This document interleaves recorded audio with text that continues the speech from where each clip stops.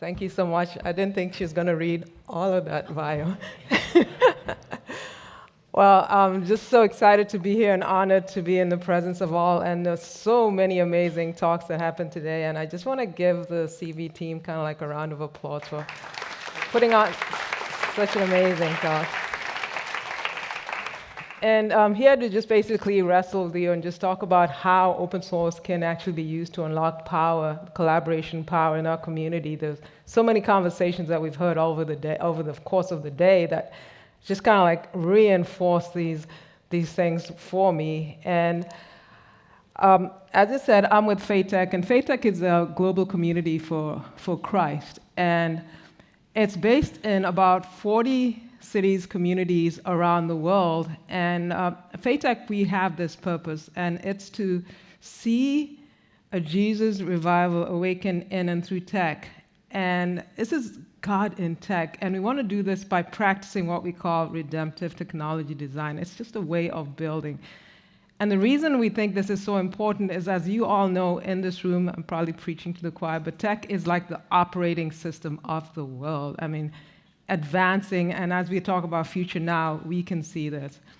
I want to take a slight detour because sometimes I get caught up in rabbit holes. And I was just thinking as I kept coming to this, like the first time I ever left Kenya, I was going to college in the US. And the first place I ever set foot was Knightsbridge. It's like a stop away on Piccadilly line. I'm like, oh, I've been here. This is so cool. But then I remember there was so many experiences, new experiences. I got to visit tennis royalty. Granted, it was at Madame Tussauds. It wasn't real, but I don't care. But anyway, so it's like a set of new experiences. I went from there, and then I went to Boston, and then Boston, I made my way to California, and new experiences everywhere. Get to California, and I encountered this. I'm like, but why? Recycle bins. Why? Because I just never, where I stayed before, they didn't care about this thing. I'm like, okay, now we got new rules. You got to put plastic bottles here. You got to put paper there. It's like, why all this work? It's just like too much to do. And I'm like, then later on, after I cheated a little bit and I didn't play against the rules, I realized I guess there's a point to all of this. You got to there's some downstream effects that just come from actually doing things right. You get the fact that you're able to do good for the environment, the sustainability involved in that. You can actually take some of the waste and reuse it and repurpose it and make better things. I'm like, I don't know, I was actually having, I don't know what I had, but this bottle had been made from, I don't even know what it was made from. I'm like, you recycled that and made this? This is amazing. And I've seen so many parallels as I was thinking about that between recycle and open source.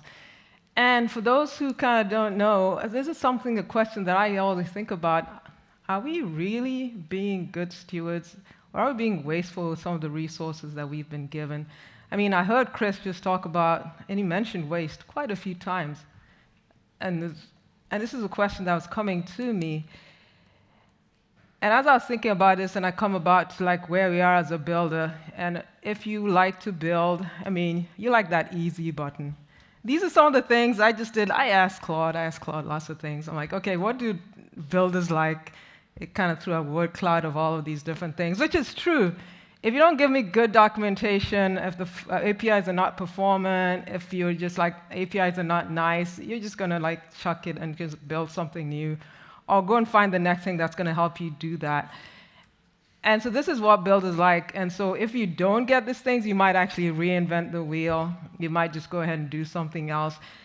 And I actually practiced this because I remember I was actually trying to build an app last year. I was like, let me kind of learn how this whole generative AI works. I'm just going to ask it lots of questions. Let me build a scripture memorization app. Let's go do this. As I started doing it, first of all, I did actually delve into the world of something called Bible and copyright. I didn't even know that thing existed. I just almost fell into the pit of doing the wrong thing until I had to actually answer a question, and then I had to go ask people permission, and then I'm not sure where I got lost in that process. But there was it was really hard to do certain things. And then also just building some of the components that I wanted to do, I'm like, I can't be the first person who's actually tried to do this. Surely people have tried to kind of create all this content before. And even though I was trying to learn this thing, I was just basically coming across these little things where you, as a developer, you either go ahead and start doing rework when you don't need to do it because somebody's already done it, and that can be, in a way, sort of wasteful. And sometimes that's what people do as developers. Sometimes you're just scratching a niche and you just want to build from scratch because, either you want to learn. There's nothing wrong with that. But when you're doing things with kingdom impact and you got funds to do it, just as Christians, we don't want to be building in isolation. We're called to something different. And so that's where, like open source just feels like it's the right thing that we can actually do in these circumstances. And open source, for those who don't know, it just gives you these freedoms. It's just a way of building. You can actually see the code of the resources. You can actually use it, and then you not only can use it, but you can actually modify it, and then you can just share it. And that's kind of like the open source freedoms that you get. And we've got these big projects like Linux that were built on open source and are very successful today. Wikipedia built along these open source principles. And when you're building with that, you're just basically taking what people have already done before and building your new experiences on top of that, building on the shoulders of giants and people who have worked on it before. There's no need to reinvent the wheel. And for those who know or use it, I'm sort of telling you what you already know, but the fact is that you've got companies like where I worked at Facebook. I mean, Facebook was started on the LAMP stack, Linux, Apache, MySQL, PHP. A lot of these big tech companies, they would not exist today without open source foundations, because this is what allows you to build very, very fast. And then not just that these companies or whatever just actually use it, but a lot of them also contribute back, especially if they want to lead in the industry and for various reasons. So for example, you've got Facebook giving you React, which just lets you to build better web UI and UI tools. I mean, companies like Google, who did open research and shared the Transformer research, which is where a lot of generative AI comes today. I mean, Microsoft with VS Code, which a lot of developers around the world find indispensable. And so this is why people are kind of doing open source, and it just basically helps you build faster. When I'm thinking about this from, say, the Christian point of view, this is another thing that I also actually like to kind of show this stat as well. That this is a staggering number of how open source is used. You've got between 70 and 90%. This was a report from the Linux Foundation that came out in 2022. So if you think about modern software developer, about 70 to 90% of the code in there is actually open source software. And there was another survey that came out earlier this year from Black Duck, and it's used to scan software. And they said that across all the code base I've seen, all of it, about 77% of that code base is actually open source software. So it's pretty staggering what open source is being used for. It's helping you build much faster. But when we look at this number and I think about it in the Christian world as believers, what does this number look like? How are we, let's say, if I want to build, say, a Christian app or a Christian product, how much open source Christian content do I have to work with as I get going? And then the other question is, if I am a Christian organization, how much resources or code am I actually sharing? I don't think anyone's done the research. I don't know, but I asked Jordan Brown from Disciple Tools, and he just kind of said he's looked at code around, he's tried to see what people are using, and he anticipates it's probably less than 2% of all Christian projects are actually open source. This is a very low number. This is actually, and I'm saying we haven't actually done the research, so I would love to someday be able to actually do this, but this number is staggeringly low, and that's why I was just having trouble actually just even finding ways to build much faster. And it just could be different reasons. It could be just the lack of awareness. Maybe I don't know where to look for these things, or maybe they're just harder to find, or maybe it's just the funding constraints, so people are actually either just building from scratch and then they just redo it again and they don't really share it, or maybe it's just the poor stewardship of resources. Maybe it's all of that. And so as I was thinking about this, there's a tool that we like to use at Faith Tech when we're building with redemptive technology mindset, and we think about it's called the lament. And here we're taking inspiration from Nehemiah. After the walls of Jerusalem, and his boss gave him time off, and he said, I'm going to go check it out, what's going on here. And he went, and before he did anything, he actually mourned, and he prayed to God, and he did what was a lament. And this lament, I actually have some like key laments that I was taking into this whole situation. First of all, as I mentioned before, a lot of people, they work in isolation. Sometimes that's typical way people build, but sometimes it's just the way everything is set up, a lot of siloed work. And then this kind of leads to what I said before, this like waste of resources. You're duplicating efforts. Instead of building it, something on top of what's already there, you're just building something new. And then alongside that, there's just this fact that there's nothing out there, you're not collaborating. When I've been in a lot of open source communities, just naturally when all this collaboration just happens because of that. And then another thing that might happen is you might have communities like FaithTech who have people who are willing to come and work on certain things, and they want to work on projects that have kingdom impact. And then on the other hand, you might have these organizations or Christian tech companies who also do have projects, but it's hidden behind proprietary. It's hidden behind a so-called paywall, and there's nothing in between that can actually bring them together. So there's a lack of contribution opportunities. And then sometimes a lot of this happens where ministries might go and pick something off the shelf, or they might pick some product out there, but they just don't even have the resources to maintain them. They don't have like an IT department to help them with sort of a lot of these different things. So this is like, as I was thinking about this problem, these was my lament. And I've spoken to a lot of other people, including, say, Jordan Brown from Disciple Tools, and he just sees that there's a missed opportunity where people are not sharing what they have. I spoke to Cameron Pack, and he runs Faith Tools, and he was just saying, I really want to build really good tools for builders, but I don't see that there's enough of that around there as well. I talked to Craig Bradley from AO Labs, and he's just like dying to see more public domain resource available for people who are building biblical applications, and he just doesn't see that. Like, for example, if there could even be just GeoJSON data that actually could have biblical information for that, that would be really great for what he wants to do. Spoke to some folks at BiblioNexus. They have like a good thing with the community. They're actually building things, but they're like, oh, you know what? Sometimes some of those folks, they're community, but they need a little bit of mentorship so they can build things that scale. And you talk to more and more of these people, and there's this lament, and you start to think about what can we do. And you know, I do think that if there are things that we can share, there's still the blessings that we can share, and this is another question that I have. And it doesn't mean that everything you build has to be open source. I mean, even some of the big tech giants, if they're open sourcing something, they're very careful what they share. And so there might be something that you want to hold back because there is some reasons. Maybe it's because, because you have people to feed and families to share. You might not want to share everything, but what I'm talking about here is that your default response should be, I want to share, rather than I don't want to share. Your reasons to share should be like the number one thing, like default to open. A lot of this is biblical.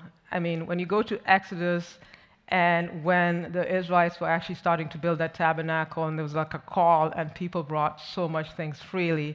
Even when David, as he was commissioning his son Solomon to build the temple, he actually talked about, and he said, this is what I've set aside for the building of the temple, and the other leaders stepped in and say, we're also going to give. And even when you talk about the early church in 2 and 4, they shared everything in common. All the believers were together.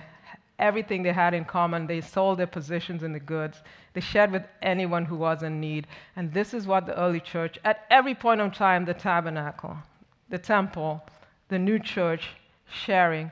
And as we think about this Great Commission, this is kind of like what I would love to see actually the church do. But there is some hope. There's something going on. God is in the move. I'm not going to stand here and say that I know everything that's going on. I'm sure people have been actually thinking about this. But I did a little experiment. I went on GitHub.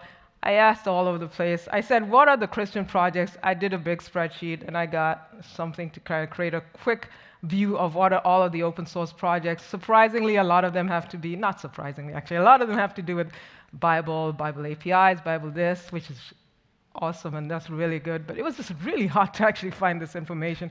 And again, I don't say that I have all of the different answers to this, but 150 plus projects, and I think I could probably get a lot more. And this is just counting software projects. This is not, say, the resources that people are sharing under, say, Creative Commons. And beyond that, this has kind of given me hope. Just want to call out some of the heroes, past and present. So Open Digerati, this was an initiative that was started by Life Church. along with Compassion International and some other folks. And they wanted to have a space where people would collaborate openly and also share a bunch of things, and some open source projects came out of that. Disciple Tools, I mentioned them a few times. They're actually building tools for disciples in the mission fields. And BiblioNexus, they also have some Bible translation tools. They went from like more for-profit to basically sharing everything that they had. Gracious Tech, they're offering a lot of, say, things for Bible components and actually other things, and everything they share is just by default open. And Let's Copy Church is pretty interesting. They're just basically trying to start a movement of people sharing just like media and resources along the way. And there's lots and lots of things that are going on in this field. So I'm very hopeful, and this again is not exhaustive list. Every day we find new things that we want to talk about. So with that in mind, as we think about all of these things, those are like really promising things and it's beautiful, but it's kind of hard to find, and we'd like to make this so much more easier for everyone. So this is something that we are loosely calling the Christian open source movement. And it's not even like a structure or everything. It might be just like, let's build something that's some ideas that are simple, biblical, and reproducible, and let's just get people just like basically moving in the same direction. So what I'm going to share with you, and this is something that we want to do to just get the global church just openly using, just sharing, building, and funding. Let's get an ecosystem that's actually going to work well together. And we're going to base this on some sort of like some principles. These are principles that we have just started talking about, nothing set in stone, and the idea is that people who want to join this movement can just basically take this and make it flavored to fit their community. And I'm just going to walk through this really quickly and read them so that I make sure I get them right. So the kingdom first architecture, and for example, in this case, we want everything to point back to Jesus. Yeah, and this is like pretty key. And let's just read this to make sure. So we want Jesus is at the center with kingdom principle driving all our technical decisions. Our operating system is sacrificial love, and it's fine-tuned to glorify God. Spirit-led innovation. We innovate and we build under the Holy Spirit guidance, and we are going to hold our plans loosely and just make sure that God is actually directing the path. Radical generosity. We give abundantly, and we basically want to trust that God is provision. We've heard these amazing stories today. We believe it's better to give, even if it's software, than actually to receive. And we view open source as a ministry, being generous in our ideas, our resources, and our knowledge. Purposeful creation. We build new things only when necessary, and we want to serve genuine needs. And we want to foster collaboration rather than competition. And finally, community-driven development or centered development. Every effort aims to deepen relationship, ensuring our work fosters genuine, spirit-filled communities. We aim for decentralized yet connected contributions, and we want to honor every member of the body of Christ. And our overarching theme as we build this on together is built on we create because we love like Jesus. We align because we love like Jesus, and we give because we have been loved by Jesus. And these are principles that we want to kind of like anchor everything on this. And this is what we're hoping for. These are the fruits that we're hoping for: collaboration, accessibility, transparency, innovation, sustainability, and empowerment. This is what we want to see as fruits of all of this. And even as a pre-conference dinner that I had yesterday, I was talking to this person, Aman, and he was telling me about how when you look at the real world and how they do open source, we as a church should actually emulate them in a way. And he was talking about the parable of the shrewd manager who is like, I couldn't understand the parable at first, but Jesus said something in here. It says, the master commended the dishonest manager because he had acted shrewdly, for the people of this world are more shrewd in dealing with their own kind than the people of the light. There is something that the industry is doing in terms of tech that is actually pretty key. And so when I look back to the lament and all of these different things, I'm lamenting for the builders who are struggling, for the faith-based organizations who are looking to engage volunteers but don't know how to, and for all of the funding that's wasted in the resources that can actually be put in better use. And so all of these things, as we put it together, I'm making a call. Can you bring your gifts, your code, your expertise, your funding? Maybe you're called to build the infrastructure that can actually help us better collaborate together. Maybe you're here to manage the better resources for kingdom impact, a learn and grow in community. These are all the things that I think that we can do together as a community. And what it would look like if we're so generous that, like, even in the time of Moses, he just basically had to tell them, stop bringing your gift, just like stop. What would it look like if we brought our testimony to the world of how generous we are in everything that we do? And as I go back to the idea, this is the QR code that you can use to potentially just connect and stay informed after the talk and see what we are working on. And as we kind of like close out, I like to just think about what can we do? Let's walk hand in hand, and let's be faithful in how we can be better stewards of what we do. We can't outgive God. We cannot outgive God. But what if, just like Yeshua, who gave everything for us, we actually dare to try? All right. Thank you.